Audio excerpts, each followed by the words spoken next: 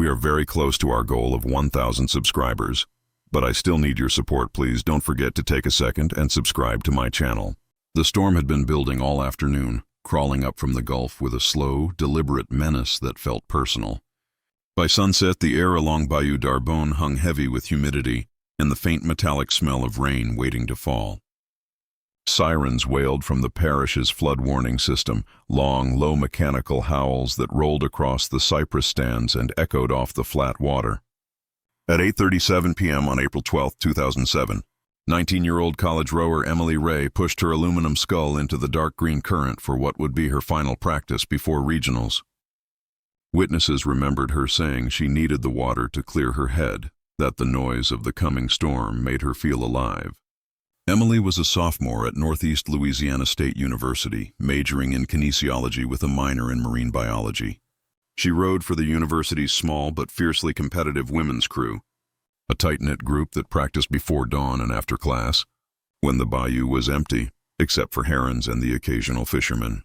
Teammates described her as focused, methodical, the kind of athlete who logged every stroke and every meal in a notebook.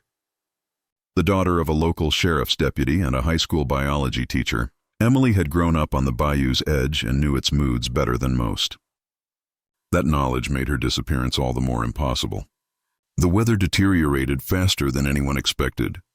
By 9:00 p.m., heavy rain pounded the tin roof of the Bayou D'Arbonne boathouse, a long, low structure that smelled of mildew and gasoline.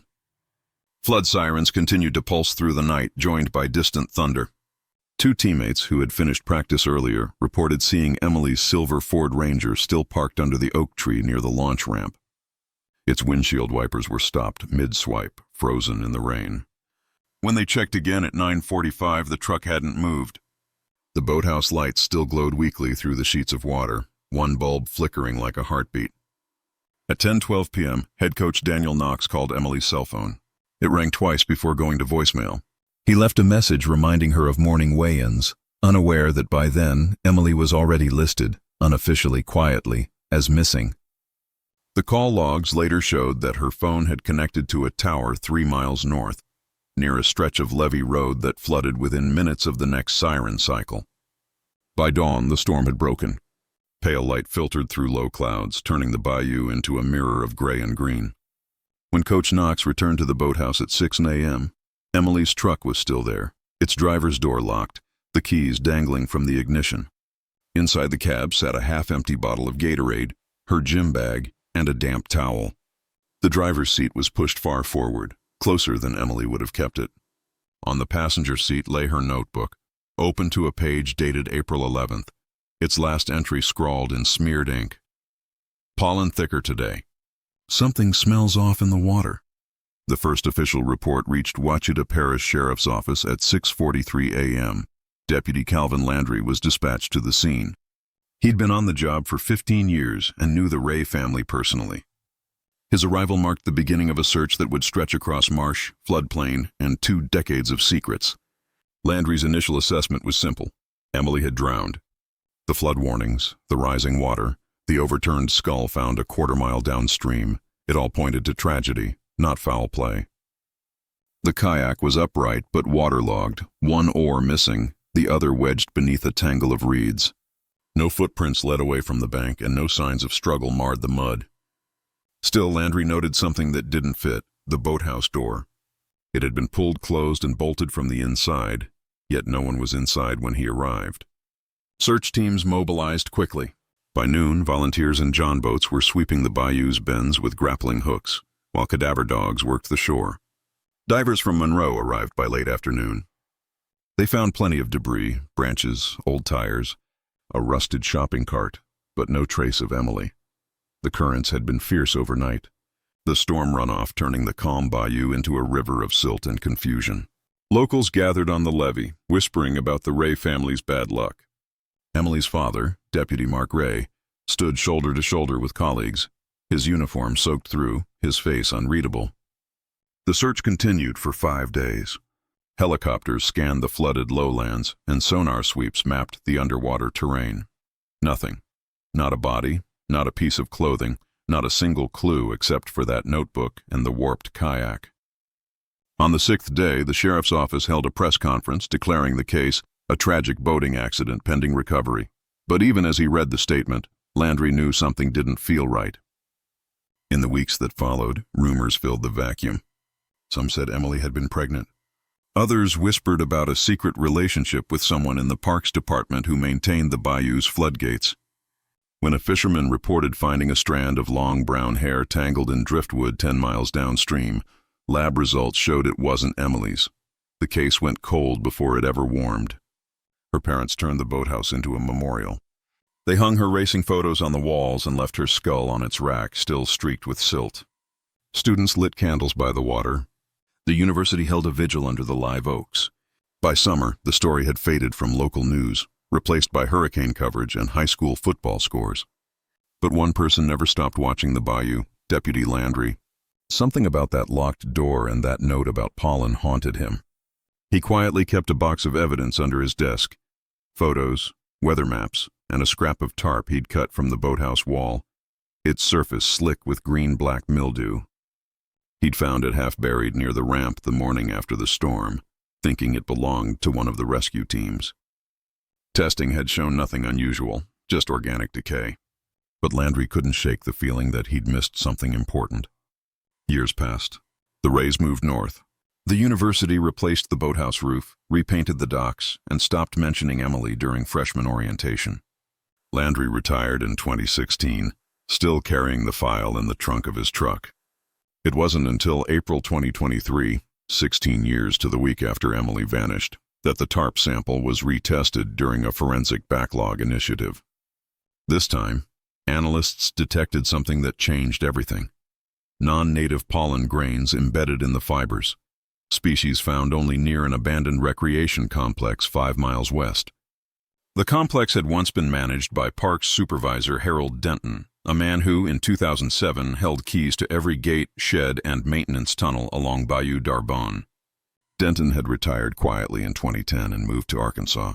His personnel file listed multiple after-hours access logs during the week of Emily's disappearance, entries that no one had ever cross-referenced. The discovery reopened the case. Investigators exhumed old evidence boxes, reanalyzed samples, and began piecing together the possibility that Emily Raye hadn't drowned at all. Somewhere in the humid silence of that Louisiana spring, someone had turned a natural disaster into perfect camouflage for murder. The call came on a Monday morning that smelled of rain and disinfectant. Inside the Ouachita Parish Evidence Annex, a converted feed store building whose ceiling still leaked in 3 corners, forensic analyst Dana Rousseau pressed the intercom button and said simply, "You'll want to see this."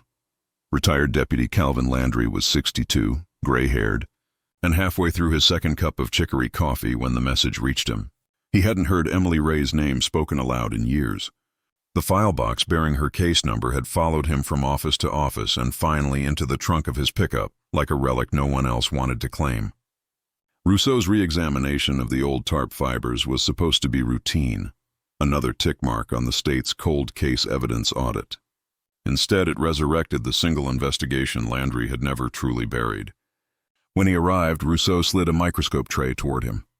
The sample glowed under magnification, dark green mildew threaded with microscopic spheres of bright gold. "That," she said, "is Caria aquatica pollen, water hickory. Doesn't grow anywhere near the boathouse. Closest cluster is 5 miles west around the old Cypress Run recreation complex." Landry's stomach tightened. The complex had been shuttered since 2008 after budget cuts and flood damage. He remembered the place, a lattice of maintenance sheds, a drained swimming pool filled with cattails, and a crumbling amphitheater where teenagers once drank beer and carved initials into the bleachers. The facility's keys, he recalled, belonged to one man, Harold Denton, Senior Maintenance Supervisor for Parish Parks and Waterways. Landry's notes from 2007 listed Denton only once, in a roster of volunteers who'd helped sandbag the levee during the storm. No one had connected him to Emily Raye. Still, something about the name stirred an old unease. Denton had been omnipresent in those days, always around, fixing gates, hauling debris, drinking coffee in the boathouse kitchen after morning practices. He was the sort of man small towns depended on, quiet, capable, invisible.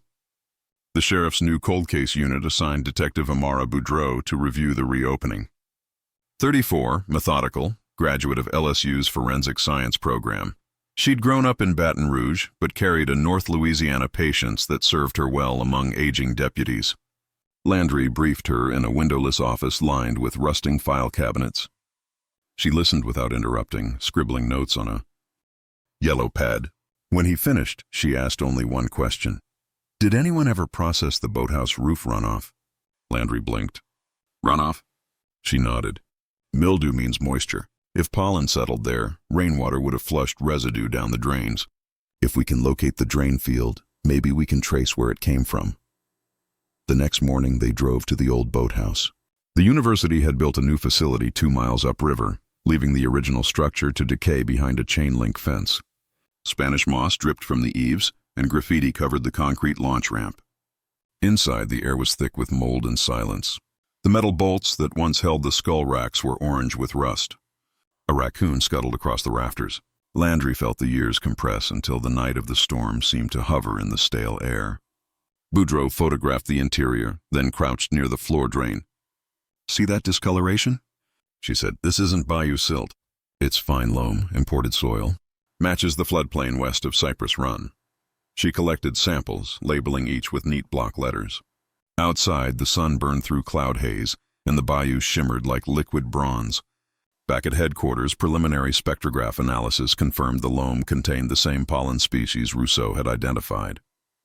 Boudreau's theory hardened. Someone had been working near or at Cypress Run during the storm, carried debris back on equipment, and contaminated the boathouse environment. The obvious candidate was Harold Denton. They pulled his employment records. Hired 1993, promoted 2001 to senior maintenance supervisor. Duties included oversight of floodgate operations, park facilities, and emergency response equipment. The logbook showed entries for April 12th and 13th, 2007, levee inspection and pump house maintenance, both signed by Denton in his precise cursive. GPS telemetry on maintenance trucks didn't exist back then. But fuel card records placed a parish vehicle refueling at 8:54 p.m. at a gas station less than a mile from the boathouse, the same window when Emily launched her skull. The receipt's signature line was blank. Boudreau requested Denton's current address. He lived just across the state line in El Dorado, Arkansas, retired, widowed, 72. When she called, he sounded pleased, even nostalgic. Emily Raye, he said softly. Poor girl.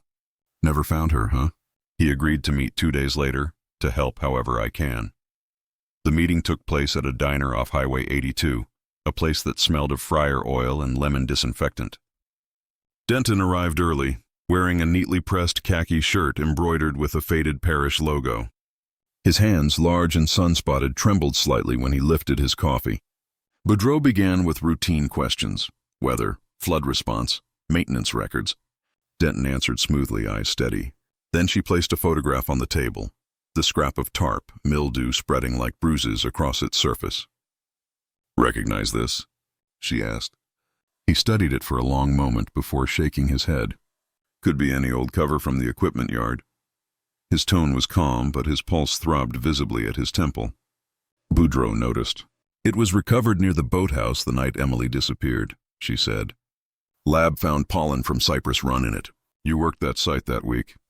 Denton smiled faintly. You saying I tracked some dirt? He laughed, a dry rasp that didn't reach his eyes. Storm like that, we all tracked dirt. Afterward, Boudreau and Landry sat in her car, windows fogging in the humid dusk. He's hiding something, she said. Landry nodded. He always was too neat.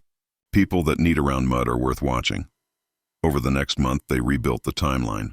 Parish dispatch logs showed Denton radioing in at 7:52 p.m., reporting that he was checking flood pumps at mile marker 12. That was 6 miles north of the boathouse. Yet his gas receipt placed him far south barely an hour later. The discrepancy might seem trivial if not for the missing hour between 8 and 9 p.m., the same window Emily was last seen alive. Boudreau obtained a warrant to search the defunct Cypress Run facility, now overgrown with vines. The maintenance garage still held rusted tools and a stack of tarps identical to the sample. In the back corner sat a 55-gallon drum half buried in silt. When technicians pried off the lid, they found nothing but dried algae and the skeletal remains of frogs. Still, beneath the drum's base was a patch of discolored soil that fluoresced faintly under UV light. Protein residue. Samples were bagged and sent to Baton Rouge for DNA analysis. While the lab worked, Boudreau traced Denton's personal life. Divorced in the late 1980s, no children, church deacon for a time, caretaker to his invalid sister until her death in 2012. Neighbors described him as quiet, polite, always mowing the lawn. One, however, recalled something odd. Denton burning trash in a metal barrel the morning after the 2007 storm. Said it was wet paperwork, the neighbor told her, but it smelled like rubber. Weeks stretched into months. The DNA tests returned inconclusive. Degraded proteins, no match. The district attorney refused to issue an arrest warrant on circumstantial evidence alone. Landry felt the old frustration return. He's going to die before we prove anything, he muttered. But Boudreau refused to let the file close again. She filed for a full forensic audit of the parish maintenance archives, convinced Denton's logs hid anomalies. The audit uncovered a missing equipment requisition. On April 11, 2007, Denton signed out a roll of industrial plastic sheeting and a gallon of epoxy sealant, materials used for patching canoe hulls. Both were unaccounted for in the inventory. The signature matched his, but the handwriting showed tremors absent in earlier samples. Stress signature, the document examiner concluded. He was under pressure. They subpoenaed Denton's retirement medical records. In 2018, he'd undergone surgery for skin cancer. Biopsy tissue remained on file. With consent from Arkansas authorities, forensic technicians compared that DNA to trace epithelial cells preserved on the inside seam of Emily Raye's notebook cover, the one found in her truck. After 16 years, most cells were degraded, yet one partial profile aligned on 7 of 10 markers. Statistically insufficient for certainty, but enough to reopen prosecutorial review. The sheriff convened a grand jury consultation. While lawyers debated admissibility, Boudreau returned once more to the boathouse, unable to shake the feeling that something lay hidden in plain sight. Rain hammered the tin roof just as it had the night Emily vanished. In the corner near the lockers, she noticed an uneven patch of wallboard. Peeling it back revealed a cavity stuffed with damp insulation and a corroded metal lockbox. Inside were water-stained photographs, university rowing events from 2006 and 2007, all featuring Emily. Each had been trimmed carefully around her image, leaving the other rowers' faces torn away. The discovery changed everything. The lockbox also contained a parish keyring engraved Gate 7 Cypress Run. The evidence was enough for a search warrant on Denton's property. On August 3, 2023, deputies crossed into Arkansas at dawn. Denton answered the door in a faded bathrobe, expression calm, as though he'd been expecting them. In his garage, they found stacks of maintenance records, a rusted toolbox, and a roll of plastic sheeting identical to the missing supply.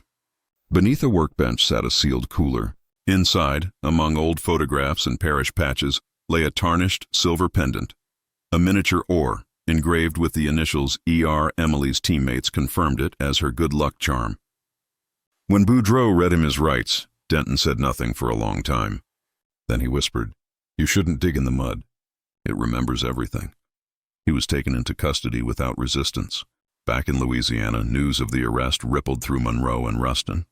Old classmates resurfaced on social media. The university issued a statement of relief and condolence. Emily's parents, now living in Tennessee, declined interviews. Landry watched the coverage from his porch, rain tapping on the tin roof, coffee cooling beside him.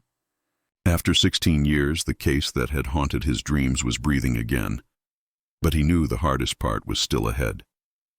They had a suspect, not a confession, and Emily's body was still missing. Boudreau spent nights re-examining Denton's interviews, listening for cracks in his composure. The phrase about mud lingered.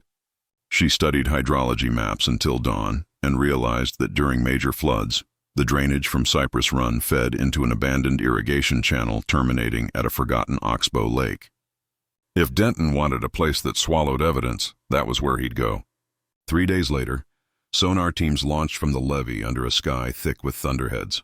At 11:42 a.m., an operator called out, "Contact at 12 meters. Metal signature." Divers descended through silt and found the crushed frame of a small aluminum skull, its hull wrapped in disintegrating plastic sheeting. Inside were fragments of bone, A wristwatch stopped at 9:08 p.m., and strands of hair still clinging to the seat bracket. The watch's inscription read, "For every race, love Mom and Dad." The recovery confirmed what the Bayou had kept secret for 16 years. Emily Raye had not drowned. She had been entombed in the very vessel that had carried her dream. When the remains were brought to shore, Landry removed his hat and whispered a prayer that no one else could hear.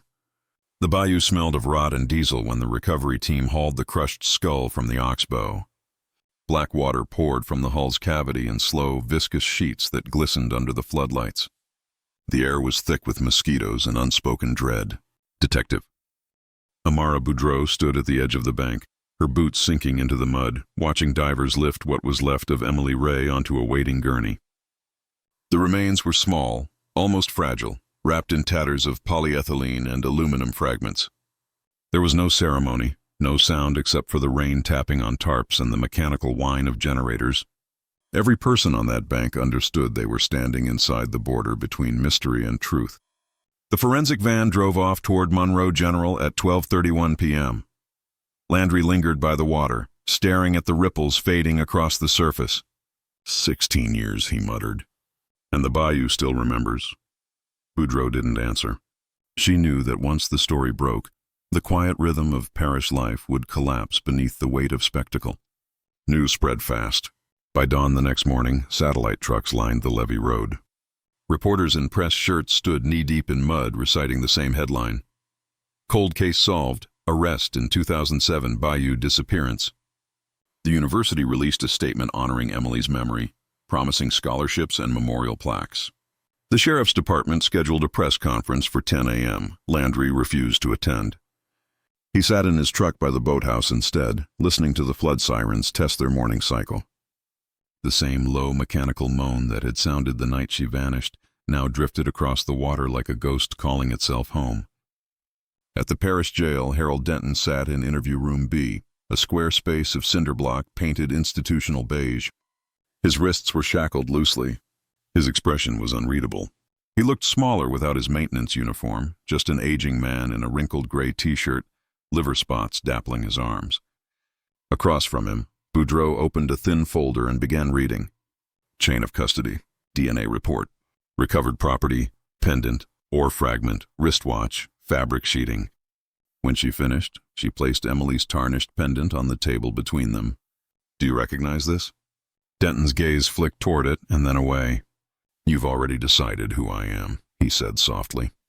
I want to hear it from you, he sighed. You want a monster? I'm just an old man who made a mistake 16 years ago. Boudreau leaned forward. A mistake doesn't seal a girl inside her boat. For a moment something flickered behind his eyes, a flash of grief or guilt or maybe memory. Then it was gone. She was scared, he whispered. The water came up fast. I tried to help. Help her how? She fell. Hit her head. I didn't mean... His voice trailed off. Landry, watching from behind the one-way glass, felt his heart accelerate. The words were fragments, but they were enough to stir the image that had haunted him for years. Emily, slipping on wet planks, striking the counter of the boathouse kitchen, the world flashing white.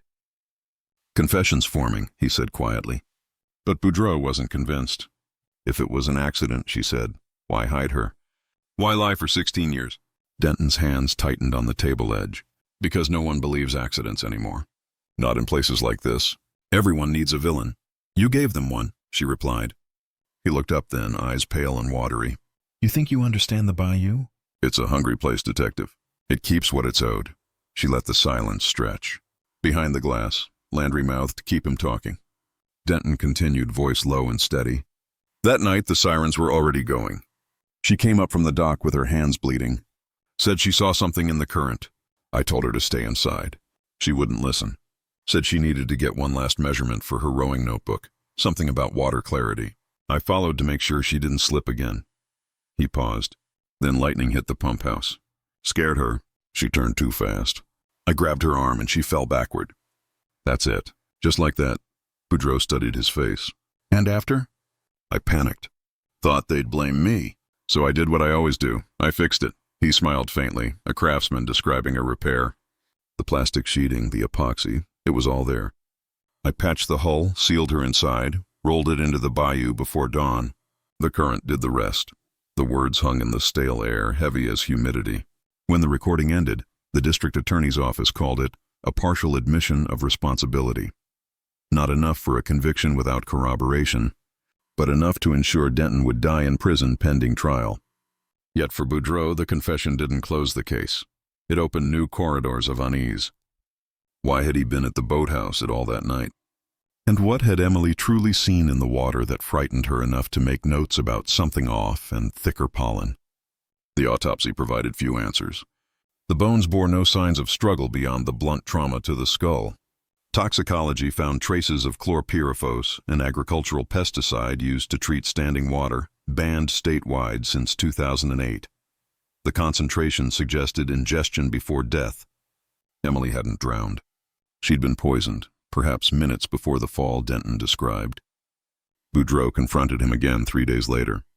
"You said she slipped," she told him, "but she had chlorpyrifos in her system. That didn't come from rainwater." Denton's eyes flickered. "I used it on the pumps," he said, "to keep mosquitoes down. You expect me to believe she drank it by accident?" He didn't answer. She slid a photograph across the table, Emily's notebook page, the line about pollen thicker today. "She knew something was in the water," Boudreau said. "Something you put there." Denton's lips trembled. "You don't understand what the parish was like back then. The pumps leaked. The runoff was toxic. The whole system was rotting from inside, and nobody wanted to pay to fix it. I told them. They ignored me." He looked up. "She was testing samples. She would have exposed everything. So you silenced her." His shoulders sagged. "I tried to stop her from drinking that water. But once she knew, I couldn't let her ruin the only thing keeping this place alive." "Alive?" Boudreau echoed. "The parish," he said simply. "Those pumps kept the floods out. Without them, half the town would have drowned." "You think they'd have thanked her for shutting it down?" The revelation reframed the entire case. It wasn't about obsession or lust. It was about control and the fragile balance of small-town survival. Denton had believed he was protecting his community, trading one life for hundreds. In his mind, it wasn't murder, it was maintenance. When the trial date was set for March 2024, media coverage exploded again. National outlets arrived, branding it the Bayou Custodian case. Old footage of Emily rowing played beside drone shots of the boathouse ruins. Commentators debated motive, negligence, or calculated cover-up. The prosecution built its narrative around guilt and ego, a man who thought himself indispensable. The defense leaned on age, confusion, and fading memory. Inside the courthouse, the humidity was unbearable. Ceiling fans turned lazily above rows of reporters. Boudreau took the stand, recounting every discovery: the pollen, the soil, the lockbox of photographs, the cooler with the pendant. Landry followed, describing the search and the day they found the boat. His voice cracked only once when he said Emily's name. The jury heard Denton's taped confession on day 4. His voice filled the courtroom, flat, exhausted, unmistakably sincere. When asked if he regretted his actions, he said, "I regret that nobody listened before it came to that." Outside, thunder rolled again, as if the sky were listening. After 12 hours of deliberation, the jury returned a verdict of guilty on second-degree murder. Denton showed no emotion as the judge read the sentence: life imprisonment without parole. As deputies led him away, he turned toward Boudreau and said, "The bayou's still sick. You fixed nothing." He was right in one sense. 2 weeks after the verdict, heavy rains overwhelmed the old levee pumps. The same sirens that had wailed the night of Emily's disappearance screamed again, echoing across the floodplain. Water surged through rusted gates, washing away sections of Cypress Run Road. Residents evacuated, muttering about curses and old ghosts. When the floodwaters receded, Boudreau visited the boathouse one last time. The university planned to demolish it soon. She walked through the warped doorway, flashlight cutting through dust. On the far wall, hidden beneath peeling paint, she found a faint outline, a student mural from 2006 depicting the rowing team gliding across calm water. The paint was cracked, but one figure remained almost intact, a young woman in a red windbreaker, oar raised, face turned toward the horizon. Boudreau traced the outline with her fingers, then stepped back, letting the beam fall across the room. The silence felt immense, almost reverent. She thought about how the bayou had kept its secrets not out of malice, but because that was its nature. To bury, to preserve, to wait. Outside, Landry waited in his truck, window down, the evening air thick with the scent of magnolia and diesel. When she climbed in, he asked, "You think she'd be at peace now?" Boudreaux stared at the water glinting between the cypress roots. "I think peace isn't something the bayou gives," she said. "It's something you take back." That night, rain returned, gentle at first, then heavy, washing the boathouse roof one final time. The old mildew bled down its walls like tears, and the sirens remained silent. But for those who'd lived through the investigation, the sound never really stopped. It lingered, in dreams, in the hum of air conditioners, in the spaces between thunder and memory, a warning that even in small, forgotten places, truth rises like floodwater. Slowly, inexorably, until it touches everything left standing. The water had barely receded when the first reporters returned. They came in pickup trucks with parish plates and cameras wrapped in plastic, drawn by the symmetry of tragedy. 16 years after Emily Raye's disappearance and only months after Harold Denton's conviction, Bayou D'Arbonne flooded again, reclaiming the very land he had once sworn to protect. The storm had been unremarkable by Louisiana standards, but the pumps failed, and that failure carried the taste of irony, metallic, sour, inescapable. Whole neighborhoods were left knee-deep in brown water. Furniture floated through living rooms. Children paddled on inflatable rafts through streets that used to smell of barbecue and magnolia. The parish council called it an unfortunate sequence of weather events. But to the residents it felt like justice, or maybe punishment. "The bayou's taking back what's hers," one old man told a news crew, leaning on his porch rail with rainwater dripping from his hat. Others whispered that Emily's spirit had risen with the flood, that she was finally seen, not just remembered. Detective Amara Boudreaux didn't believe in ghosts, but she did believe in evidence, and the floodwaters left plenty of it. When the pumps failed, the surge uncovered storage barrels buried along the levee, corroded metal drums stenciled with faded hazard symbols. Inside, investigators found sludge dents with chlorpyrifos and other restricted pesticides. The soil tests confirmed what Emily's notes had hinted all those years ago. The parish's water system had been poisoned long before she vanished. The revelation exploded across Louisiana. Headlines read, "Bayou D'Arbonne Toxic Legacy. Whistleblower Silenced." Environmental agencies descended on the parish. Federal teams in hazmat suits took samples from the floodplain while reporters broadcast live from the contaminated banks. The once quiet farming community found itself under a microscope. Every creek and ditch became a suspect. Every official statement a negotiation between truth and liability. Boudreaux spent her days in meetings with federal investigators and her nights reviewing boxes of newly unsealed documents. She traced purchase orders, memos, and handwritten maintenance logs dating back to the early 1990s. The story they told was simple and damning. The parish had been dumping chemical waste from agricultural treatment programs into drainage ditches to save disposal costs. Denton, as maintenance supervisor, had overseen the system that hid it. He hadn't acted alone, he'd acted on orders. Landry returned from retirement once more, summoned as a consultant. When he read the reports, he felt something close to fury, not at Denton, but at the bureaucrats who had let him carry their sins. He thought he was saving the parish, Landry said to Boudreaux. Turns out he was saving their reputations. The investigation spread upward. Old council members were subpoenaed. Former parish engineers were questioned. Most claimed ignorance, insisting Denton had exceeded his authority. But a few cracked under pressure. One retired accountant admitted that maintenance budgets had been slashed repeatedly, forcing Denton to improvise. Another revealed that several water quality test results had been quietly altered before being submitted to the state. It became clear that Emily's disappearance wasn't just the story of one man's crime. It was the story of an entire community's silence. For years, everyone had known something was wrong with the water. They'd seen fish die-offs, livestock illnesses, even rashes on children after heavy rain. But no one spoke out because the parish's economy depended on agriculture and irrigation. To admit contamination would have been to admit failure. Emily's research had threatened to expose that fragile balance, and Harold Denton, the loyal maintenance man, had taken it upon himself to maintain more than machinery. By autumn, the Environmental Protection Agency declared the bayou a hazardous site. Cleanup would take years and millions of dollars. The council members who remained in office resigned quietly. The university suspended its rowing program indefinitely, citing infrastructure instability. The old boathouse, already leaning, collapsed during another storm that October, leaving nothing but pilings jutting out of the brown water like the ribs of a long-dead animal. Amara Boudreau watched the demolition from across the levee. Excavators tore through the roof and the walls folded inward with a groan. It felt less like closure and more like erasure, as if the parish was trying to bury its own reflection. In the months following the trial, she received letters, dozens of them from residents, former students, even strangers who'd followed the case online. Some thanked her for finding the truth. Others accused her of destroying their town's reputation. A few simply sent photographs, flooded yards, dying trees, rusted pumps, each image a quiet confession.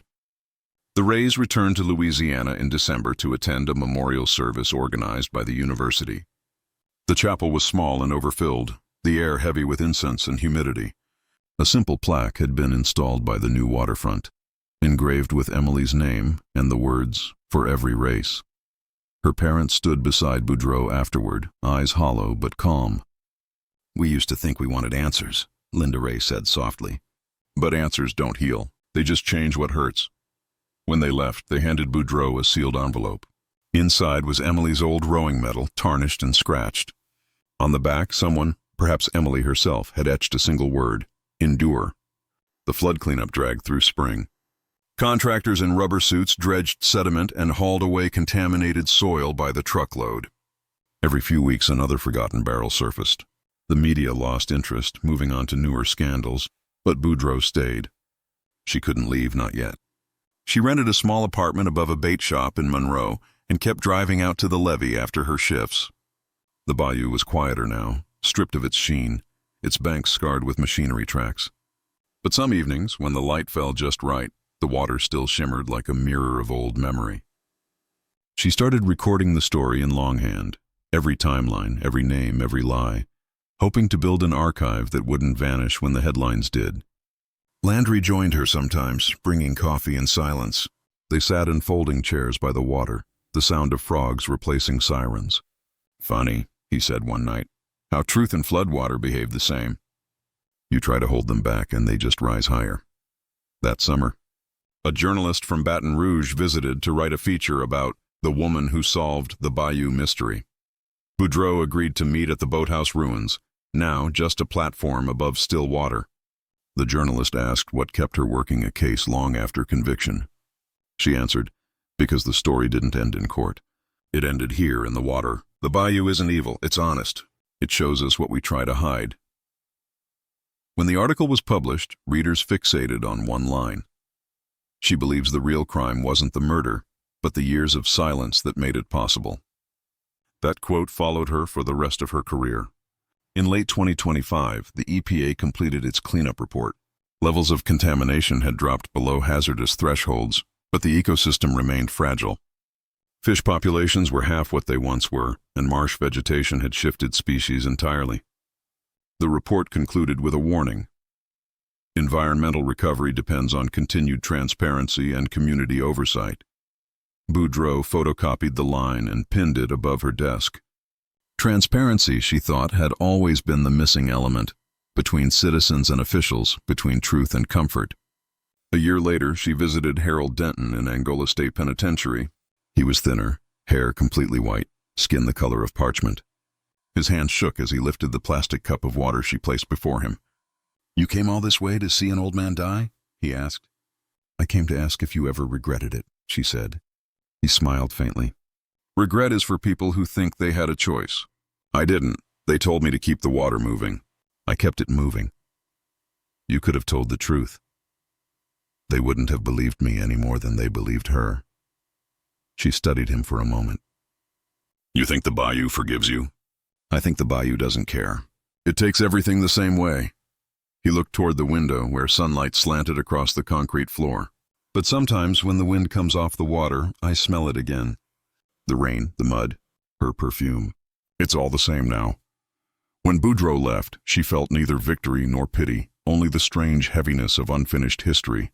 By 2027, The new boathouse had opened farther upstream, a modern structure of steel and glass, elevated above flood level.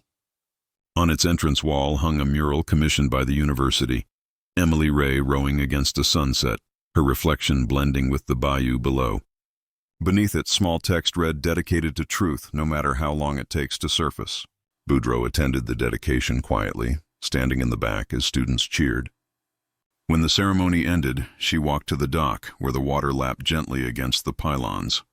Somewhere out there, beneath the murk, lay the ghosts of barrels, secrets, and the old boat that had once carried a girl into legend. The sky was pink with evening light, and dragonflies hovered above the surface. For the first time, the bayou smelled clean. She whispered into the breeze, "You can rest now." Whether she meant Emily or the water itself, even she wasn't sure. Landry joined her at the railing. "You ever think about writing a book?" he asked. She smiled. "Maybe someday, but it wouldn't sell. It doesn't end with a villain. It ends with a lesson." He laughed softly. "Those are the stories that stay." The two of them stood there until the sun slipped behind the cypress trees and the first flood siren test of the new system echoed faintly across the bayou. The tone was cleaner now, steadier, almost gentle. For the first time in 2 decades, no one flinched. By 2028, the story of Emily Raye had become something larger than the parish that once tried to forget her. What began as a tragedy whispered about over crawfish boils and coffee counters had turned into a cultural wound that refused to close. Textbooks at the state university referenced the Bayou D'Arbonne case as a landmark in forensic environmental law. Podcasts dissected it in serialized episodes. Documentaries paired Emily's smiling college portrait with slow shots of rusting floodgates and abandoned sugar fields. But for those who had lived through it, the attention felt less like justice and more like excavation, each retelling digging up what they had buried just to keep breathing. The journalist who had first quoted Detective Amara Boudreau, a wiry, soft-spoken reporter named Nathan Cormier, returned to Monroe that spring to expand his article into a full-length investigation. He had spent the past year tracking the paper trail Denton hinted at before his death, memos, invoices, and back-channel agreements connecting parish maintenance budgets to regional agribusiness. What he found turned the case inside out. Denton hadn't been a rogue employee. He'd been the lowest rung of a ladder that reached deep into state contracts. Cormier met Boudreau at a diner off Highway 165, the same one where she had first questioned Denton 5 years earlier. The booths were new, the smell of fryer oil the same. He spread documents across the table, scans of letters, photocopied receipts, email printouts obtained through public records requests. It wasn't just pesticides, he said. The parish was accepting waste shipments from crop processing plants out of state. The stuff wasn't even theirs. They buried it here because it was cheaper than disposal permits. Boudreau studied the pages, her jaw tightening. And the state knew? They knew enough to look the other way. I found a 2005 memo from the Department of Agriculture warning about elevated chlorpyrifos levels downstream. The signature's redacted, but the initials match a deputy commissioner who now runs a private water consultancy in Baton Rouge. Who else have you told? Not yet. I need verification. But if this gets out, it won't just be a local scandal. It's corporate homicide. The word hung between them. Outside, rain began to fall again, slow and deliberate. Over the following months, Cormier's investigation widened. He interviewed former contractors, whistleblowers, and parish employees who had fled Louisiana after the floods. Some refused to go on record, citing non-disclosure agreements.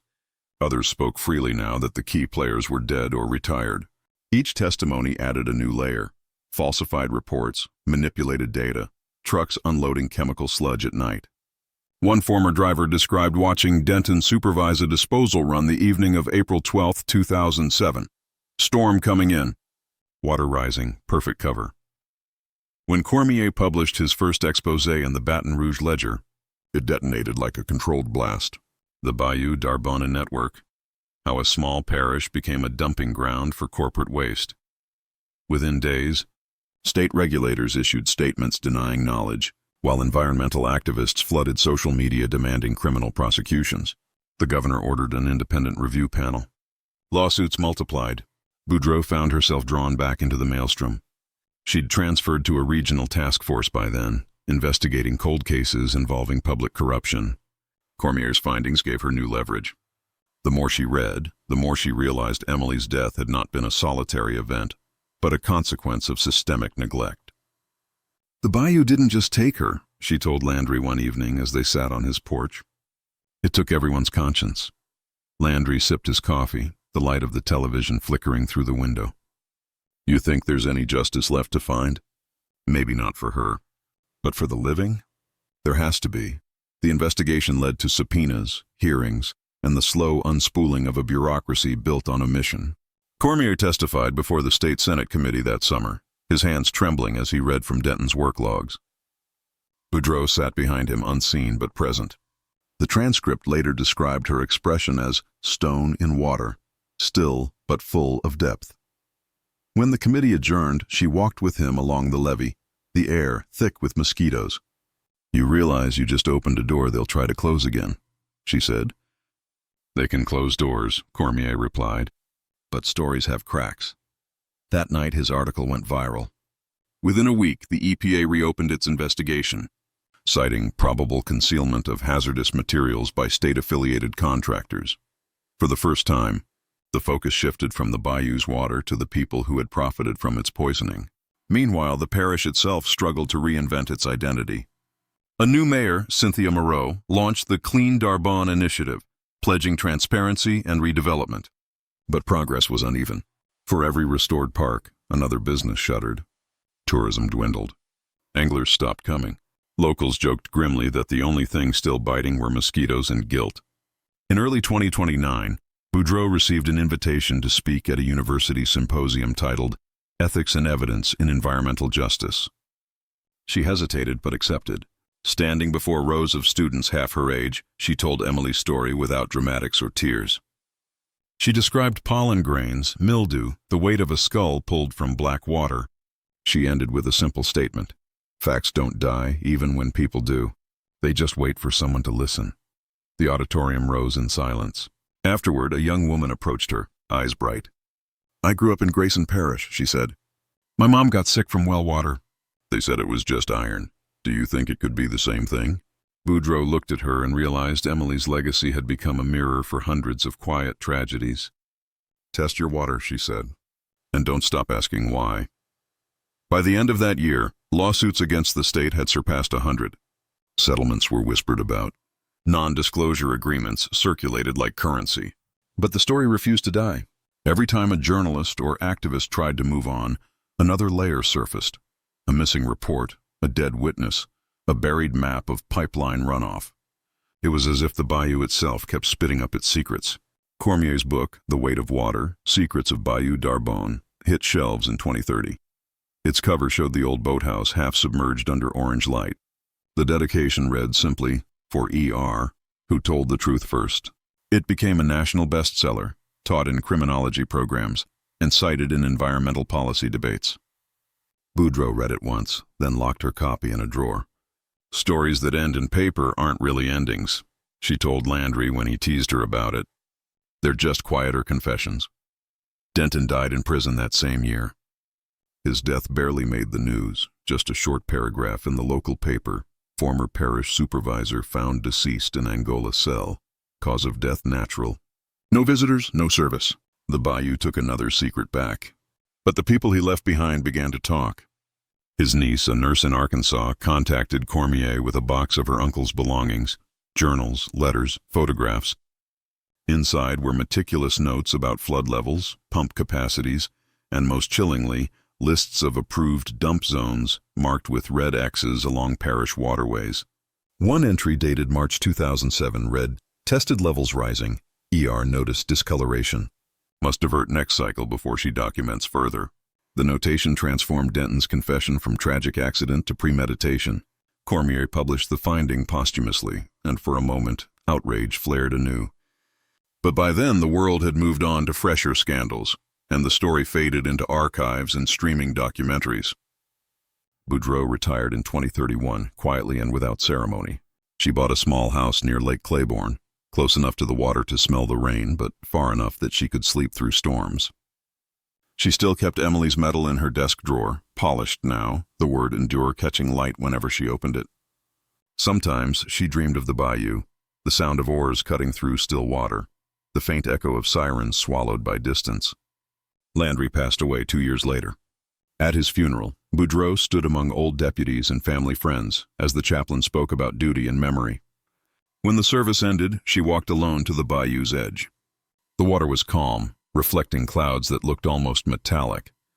She tossed a single magnolia flower into the current and whispered, "We did what we could." Years from now, historians would say the Bayou D'Arbonne case marked a turning point, the moment Louisiana began to reckon with its buried poisons, both literal and moral. They would speak of environmental reform, whistleblower protections, DNA forensics, and the birth of a national movement for water accountability. But those who lived it knew better. It wasn't policy that changed the world. It was a girl who wrote down what she saw and a detective who refused to stop reading her words. In the end, the bayou healed slowly. Grasses returned, fish repopulated, and children once again swam where warning signs had hung. The water was clear but not innocent. It carried memory in every ripple. Locals said if you rowed out at dusk and listened closely, you could still hear the echo of a single oar slicing through stillness, steady and defiant, refusing to sink. Boudreau never confirmed or denied hearing it herself. When asked by a student reporter years later whether she believed in ghosts, she smiled and said, "Only the kind we make by forgetting." And for a long moment, neither of them spoke. The bayou outside the window shimmered under the heat haze, quiet, endless, alive. By 2040, Bayou D'Arbonne was unrecognizable. The swamp that once hid barrels, secrets, and the body of a lost rower had become a sanctuary, a federal reserve stretching for miles along the North Louisiana floodplain. Visitors came not to fish or photograph cypress trees, but to stand quietly before the Raye Memorial Landing, where a bronze statue of a young woman in a windbreaker looked out across the water, or poised mid-stroke, face turned toward a horizon that never ended. Beneath her feet, an inscription read, "Truth floats." The parish that once kept its silence had built its redemption on remembrance. Each spring, students from universities across the South gathered for the Raye Row, a marathon event that began at dawn and ended with a candlelit vigil at the landing. The tradition wasn't about competition anymore. It was about endurance, a living echo of Emily's word carved into her metal. Families brought their children, environmentalists brought petitions, and every person who'd once whispered that the bayou takes what it wants now told a different story, that the bayou gives back what you're brave enough to face. Detective Amara Boudreau, now 64, attended in silence. Her hair had turned white at the temples, her eyes darker from years of sleepless nights, but her voice, steady, deliberate, still carried the cadence of truth. She no longer wore a badge. Instead, she lectured at Monroe State University, teaching a course called The Forensics of Silence, Cold Cases and Collective Memory. Her students called her Professor Bayou, half in jest, half in reverence. Her lectures were less about evidence and more about persistence. She told them that investigation wasn't about arresting people, it was about refusing to stop listening. Facts are like water, she would say. They find the cracks, they seep through time. Every semester, she began the first class with a slide of the boathouse ruins and ended with a photograph of the new reserve, the water glinting clean under a gold sky. The same year, Nathan Cormier published his final book, Floodplain Nation, The Legacy of Bayou D'Arbonne and the War for America's Water. It was longer, heavier, and less poetic than his previous works, but it resonated like scripture among activists and policymakers. His chapters mapped how Louisiana's reckoning had ignited similar investigations in Mississippi, Alabama, and the Carolinas, places where small-town corruption and environmental decay intertwined. He dedicated the book to everyone who ever looked at water and wondered what it was hiding. Cormier never made it to the book tour. He died in his sleep that winter, heart failure at 57. The journalists who'd once called him obsessive now called him prophetic. His ashes were scattered along the same stretch of bayou where Boudreau had stood during the flood of 2025. When she heard the news, she drove out there again. The road had changed. Smooth asphalt now where cracked levee gravel used to be, but the smell of mud and pine sap was the same. She parked by the water, the car engine ticking softly in the heat. From her coat pocket she took a small tin. Inside, a few grains of bayou silt mixed with ash from Landry's funeral. She added Cormier's printed obituary to it, folded twice, then whispered, "You both followed the current where it led." She tipped the tin into the water and watched as the ash swirled outward like smoke dissolving into dusk. The parish archives opened to the public in 2041. A new generation of researchers sifted through Denton's journals, police files, and Cormier's notes. Digital exhibits displayed the recovered evidence: the moldy tarp, the pollen slides, the cracked mug from Emily's dorm, and the corroded metal drum that had forced the state to admit its complicity. Visitors read the letters that Linda and Thomas Raye had written to lawmakers, unanswered for years, and stood before photographs of their daughters smiling from behind an oar. At the exhibit center stood Emily's restored rowing shell, painstakingly cleaned and preserved in resin. Its hull bore faint scorch marks where lightning had struck near the pump house that night. Beside it, a glass plaque quoted Emily's final notebook entry: "Water reflects everything, even the things we hide." Boudreau attended the opening quietly, standing at the back as school children clustered around the displays. A teacher explained how the case had led to the state's first Water Integrity Act, a law mandating transparency in municipal water management. The children listened with wide eyes, half understanding, half reverent. One boy raised his hand. Did they ever find who told him to dump the chemicals? The teacher hesitated. "Not exactly," she said. "Some things stay buried." Boudreau stepped closer, kneeling beside the boy. "That's why we remember," she said. "So the next time, we dig faster." The boy nodded solemnly, and she felt something shift, an invisible thread connecting generations, one truth carried forward like a relay baton through time. Outside the museum, the bayou shimmered beneath the sun. The water was clear now, alive with darting fish and the buzz of dragonflies. Along the levee, new reeds had sprouted in neat rows planted by volunteers. The air smelled less of diesel, more of rain. Boudreau met Cynthia Moreau, the now aging mayor who had once spearheaded the cleanup initiative. They walked the path toward the memorial, the cicadas roaring in the heat. "You ever think we did enough?" the mayor asked.